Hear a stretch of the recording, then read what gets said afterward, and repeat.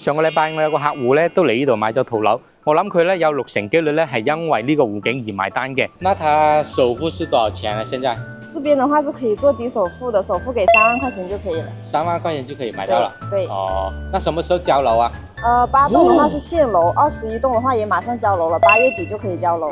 而家真係3萬蚊首期就可以買到珠海市呢啲湖景單位，仲要係現樓添啊 ！Hello， 大家好，歡迎嚟到灣區大師兄頻道，我係阿 John。今日咧就帶大家睇睇我哋珠海萬達廣場附近呢個樓盤嚇。咁啊，3-5萬首期咧買中山咧，大家就聽得多啦。但係而家最低首期3萬蚊咧就可以買到珠海市區嘅精裝樓。少嚟內地嘅朋友咧可能會覺得斗門偏啦、遠啦，但係呢幾年斗門嘅發展咧一啲都唔差㗎。城市道路建設乾淨，冇工業佈局，環境清新，同埋咧塵污染都比較少。而且咧呢邊咧係一個適合純居住嘅一個地方嚟嘅。樓盤就有幸福河濕地公園、3面環水、5大公園環繞，湖心路唯一一個純南向望住約480畝濕地河嘅公園項目，落樓500米即達，就連珠海版嘅西湖、白藤湖都係落樓5分鐘就可以到達。周邊配套方面咧有萬達廣場、大信修都會、華發商都同埋我哋嘅呢個富源廣場，四面八方嘅商業咧都係非常之完善，而且都係咧揸車8到10分鐘咧就全部可以到達。最近我哋嗰個嘉禾城商圈咧，行路就5至10分鐘咧就可以到噶啦。講起珠海比較熟悉嘅地方咧，大家都會覺得係嗰個香洲啦、拱北啊、橫琴啊呢啲地方。咁啊，佢嘅房價咧相對嚟講咧亦都比較貴嘅，均價25000咁樣。咁啊，斗門咧而家完完全全咧係一個適合居住嘅地方。點解咁講呢？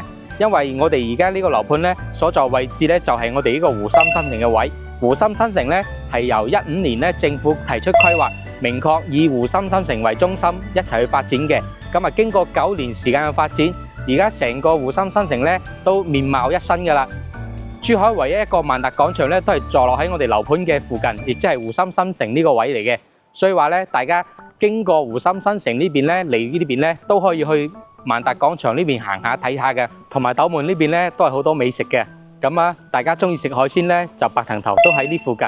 上次我同客戶去嗰度食咧，嗰邊啲海鮮3個手指公咁大嘅羅氏蝦咧，先係30蚊1斤，而且咧仲有好多特色農莊喺附近嘅。如果大家有興趣嘅話，下期我哋出啲美食片俾大家睇。上個禮拜我有個客戶咧都嚟呢度買咗套樓，我諗佢咧有60%機率咧係因為呢個湖景而買單嘅。咁啊，呢度咧係1萬平嘅中央活水湖嚟嘅。咁啊，小區咧每一戶咧都可以睇到湖景，唔單止出邊嚇，入邊咧都可以睇得到。突然間我有個疑問嚇，點解發展商要喺呢個中間位咧用1萬平方米起個湖咧？仲要係活水喎。咁如果將佢填咗佢，剷平佢，攞嚟起多3-4棟樓賣出去，唔係賣得仲多咩？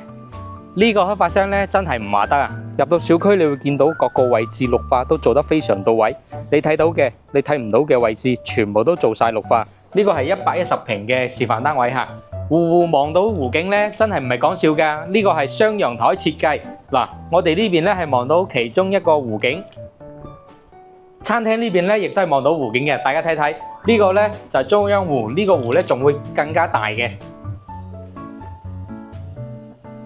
呢個客廳開間咧係有4米嘅闊落嘅，咁咧我哋人坐喺呢度睇電視咧，咁個距離嘅空間感都夠嘅。如果將呢啲梳化移開晒咧，咁我哋細路仔喺度玩啊，呢個空間咧更加之闊落。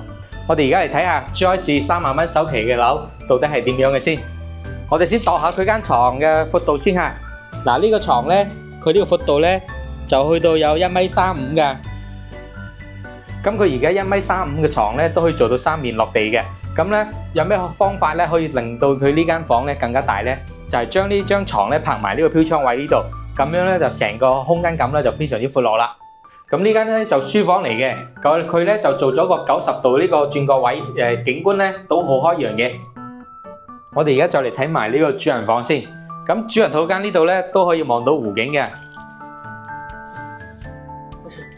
咁我哋再嚟睇下主人房呢個床先。嗱，佢而家個床咧，佢就話有1.8米嘅。我哋而家先度度先。